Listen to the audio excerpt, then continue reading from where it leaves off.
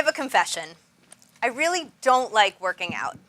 It's exhausting, it takes a lot of time, I never see any of the results, and to be perfectly honest, I'd much rather sleep like Jennifer. I try to convince myself that this is okay because when I focus on eating healthy, I see results right away. So why torture myself by working out? Well, this is stupid.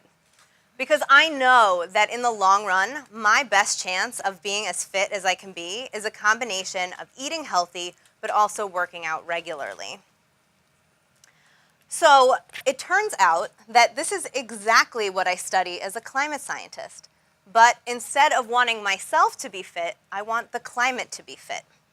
And there are two actions that we can take that work on two different timescales, much like diet and exercise, that would give us the best chance that we could have to limit climate change in the future. So climate change is driven by a number of human emissions of greenhouse gases from a number of different activities, including energy use and transportation and deforestation, agriculture. And so when these activities emit these compounds into the atmosphere, it's important to realize that not all greenhouse gases are created equal.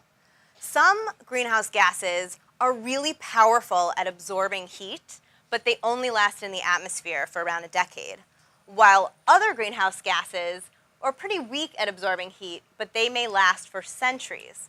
Carbon dioxide, the most well-known greenhouse gas, accounts for around 50% of the warming that we are experiencing today, but it also lasts a really long time in the atmosphere. 20% of the CO2 that we emit today will still be there in 1,000 years from now.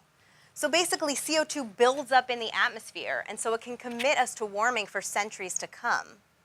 So we need to reduce CO2 emissions, and that's very much like exercise, because basically we want to reduce CO2 so it doesn't build up, and this is a long-term process with long-term benefits. On the other hand, if we reduce emissions of short-lived climate pollutants, like methane, it would have a near immediate impact on the climate, much like eating healthy. Now, methane accounts for around 25% of current warming, but because it only lasts for around a dozen years in the atmosphere, if we were to reduce emissions of methane today, it would have immediate impacts that would happen during our lifetime.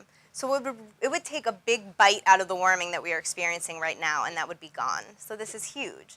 So overall, there are two things that we need to do.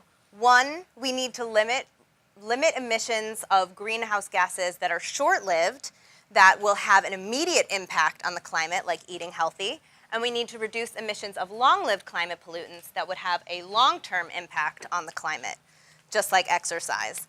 And so this is an and situation, not an or. Just like I need to eat healthy and I need to work out. Thank you.